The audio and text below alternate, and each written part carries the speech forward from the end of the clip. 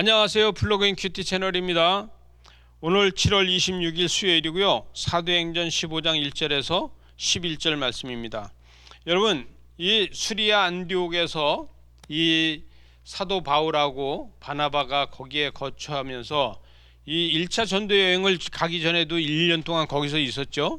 그 다음에 지금 1차 전도 여행이 끝나고 여기 와서 오랫동안 있었다 그러는데, 여기서 이렇게 하면서 안디옥 교회가 엄청 커집니다. 그리고 안디옥 교회가 엄청 기적과 이적을 나타냅니다.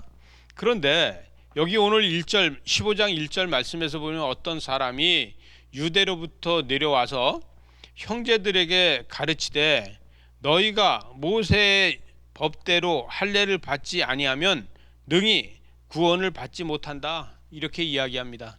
여러분, 교회가요, 내가 보수다, 또 나는 은혜파다, 이렇게 하면서 쌈질을 하고 그러는데, 여러분, 하나님의 뜻이 무엇인지를 먼저 구하고 하나님 앞에 기도하면서 하나님이 어떻게 하시든지 인도하실 거라는 것을 믿는 것이 더 중요합니다. 오늘 여기 와서 이렇게 이야기하는 이 사건이 큰 사건이 됩니다. 그래서 모세의 율법대로 할례를 받지 않으면 구원받은 게 다 아무것도 아니다. 여러분, 우리나라의 구원파가 몇날 몇 월 며칠에 구원받았느냐, 그래서 그걸 모르면 다시 받아야 된다, 이렇게 얘기하는 거하고 똑같은 겁니다. 이렇게 하는데 바울과 바나바가 이들 사이에서 이 다툼이 있어가지고 논쟁이 엄청 커져요.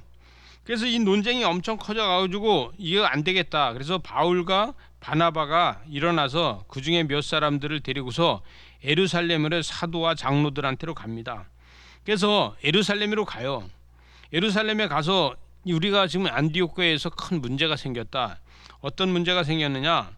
여기에서 지금 이 율법대로, 그 모세의 율법대로 할례를 받지 않으면 구원이 헛되다고 하는 이야기를 하고 있는 것 때문에 이게 복음이 전하는데 큰 장애가를 잇고 있다.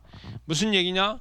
성령의 역사를 위해서 방언을 하고 그들이 기도를 열심히 하고 해도 이 할례를 받지 않으면 안 된다고 말하고 하는데, 이 예루살렘에서 사도들이 이거를 정리를 해줘야 될 것 같다, 이렇게 이야기를 하니까 5절에서 이렇게 얘기합니다.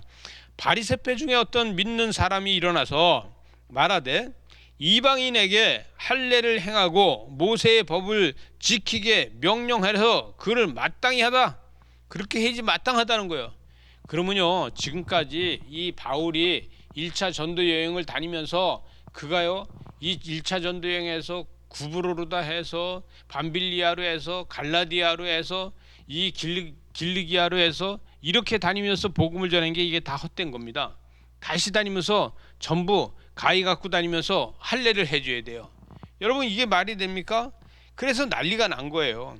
그래서 이게 제1차 이제 예루살렘 공회가 됩니다. 여러분, 기독교의 제1차 공회가 그래서 사도행전 15장에서 나옵니다. 이 사도행전 15장에서 1차 공회를 해요. 그런데 6절에 가서 보니까 7절에 보니까 베드로가 이렇게 얘기합니다. 베드로는요, 요바에서 있을 때 환상을 봤어요. 그래서 부정한 것 정한 것을 이야기했어요. 그 사도행전 10장 10절에서 15절에서 나오죠. 그래서 내가 부정한 걸 먹지 않는다고 그랬더니 하나님이 정한 것을 왜 네가 부정하라고 하느냐, 그렇게 이야기하고, 그런 가운데서 어떤 얘기냐면 고넬료의 사건이 나옵니다. 고넬료, 가이사랴에 있는 고넬료, 백부장 고넬료아가 세례를 받고 성령이 받아서 하나님의 큰 역사가 일어나는 것을 보게 돼요. 그래서 결국은 이제 사도 이 베드로가요, 이 이야기를 하면서 정리를 합니다.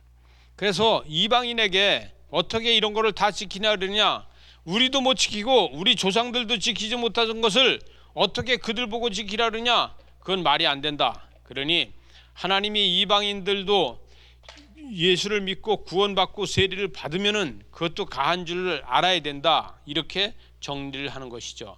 그래서 차별이 없게 해라.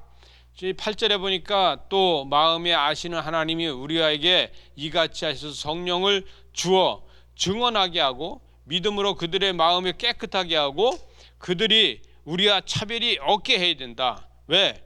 우리 조상들이 매지 못한 멍에를 어떻게 그들에게 멍에를 매게 하겠느냐. 그래서 그들에게 그런 멍해를 매면 안 된다. 그래서 11절 마지막 절에 보니까 이 마지막 절에서 이렇게 얘기합니다. 그러나 우리는 그들이 우리와 동일하게 주 예수의 은혜로 구원받은 줄 믿노라. 그래서 이렇게 정리해 주는 것 때문에 결국은 이방인들이 세례를 받으면 되는 겁니다. 이방인들이 할례를 받지 않아도 되는 거. 이것이 하나님 뜻이라는 거예요.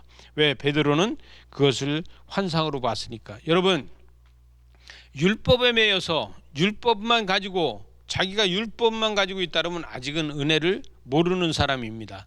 여러분, 저와 여러분이 율법을 초월해서 믿음으로다가 구원의 확신을 알고 확정된 믿음으로다 날마다 복음을 위해서 사는 이러한 은혜가 있으시길 바랍니다. 기도하시겠습니다. 하나님 아버지, 믿음이 확정되게 하셔서 하나님의 역사로 은혜로 축복으로 함께 하시옵소서.